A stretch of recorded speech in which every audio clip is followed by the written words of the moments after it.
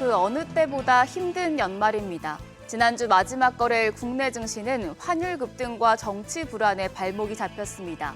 양대 지수가 크게 하락하면서 코스피는 2,400에 간신히 턱걸이했습니다. 2,400이 중요한 자리가 됐죠. 지난 8월 이후에 시장이 7번이나 2,400선 아래로 밀렸었는데 항상 이 지점이 단기 저점으로 인식돼 왔습니다. 올해 마지막 거래일인 오늘도 이 자리에서 반등이 나올 수 있을까요? 어제장 복귀하면서 이번 주 일정들 체크하겠습니다. 지난주 금요일 코스피는 1.02%, 코스닥은 1.43% 하락했습니다.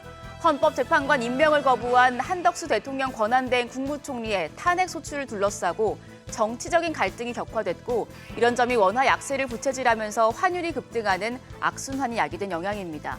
시총 상위 종목들이 상승하며 시장을 하단을 받쳐줬지만 양 시장 합쳐서 2,000개가 넘는 종목이 하락해서 투자자분들이 체감하기엔 더 힘든 장이었습니다. 수급적으로는 메이저 수급 주체들의 양 매도가 나왔습니다. 유가증권 시장 외국인이 1,700억 원 넘는 매도 우위를 기록했고 기관 역시도 1,100억 원 넘게 팔아치웠습니다. 개인만 홀로 2,256억 원 사자세 나타냈습니다. 코스닥 시장에서도 외국인은 270억 원대 팔자 포지션 취했고 기관 1,200억 원 넘는 순매도 기록했습니다. 여기서도 개인만 홀로 1,600억 원 넘는 매수 우위였습니다.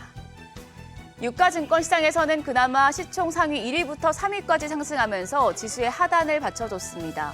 삼성전자가 0.19%, SK하이닉스가 2.59% 상승했고 LG에너지솔루션도 1% 넘게 올랐습니다.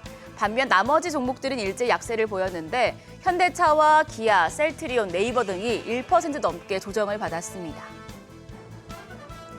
코스닥 시총 상위 10개 종목 중에서는 딱 2종목만 상승부를 켰습니다. HLB가 6.5% 올랐고 클래시스가 강보합 수준에서 거래를 마쳤습니다. 반면 그간 많이 올랐던 종목은 그만큼 낙폭이 컸는데요. 리가켄바이오와 삼천당제약이 4%대 하락했고 휴젤과 신성델타테크도 4% 가까이 빠졌습니다. 시장이 이렇게 힘든 이유는 결국엔 환율입니다. 전 거래일 환율이 크게 출렁이면서 지수를 압박했습니다. 정규장 마감 시간 환율은 달러 기준 2원 70전 상승한 1,467원 50전의 거래를 마쳤습니다. 다소 안정을 찾았지만 앞서 오전에 1,480원 선을 돌파하면서 1,490원에 육박했었고요. 이후에 한 총리에 대한 탄핵 소추안이 국회를 통과한 이후에 다시 등락을 반복하며 1,480원 선을 위협하기도 했습니다. 28일 야간 거래 종가는 3원 오른 1,470원이었고 이후에 28일 9시 역외 환율은 다시 1,472원 50전까지 올랐는데요. 오늘도 외환 시장은 크게 출렁이겠습니다.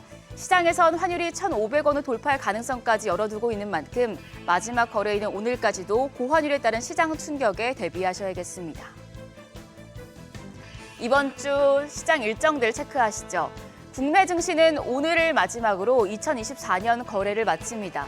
31일은 우리나라를 비롯해서 일본과 독일 증시가 휴장하고 홍콩과 영국, 프랑스, 호주 증시는 조기 폐장합니다. 그리고 1월 1일 신년에 우리나라를 비롯해서 일본과 대만 등 여러 국가들이 휴장을 하고요. 국내 증시는 1월 2일에 2025년 첫 거래를 시작합니다. 개장 시간이 1시간 늦춰져서 오전 10시부터 오후 3시 30분까지 운영되니 이 점 참고하시길 바랍니다. 올해 코스피가 역대 최저 수준으로 저평가된 상황에서 정치 불안과 반도체주 실적 우려 등이 대부분 선반영됐음을 고려하면 내년 반등 가능성은 얼마든지 있다는 분석은 여전한데요.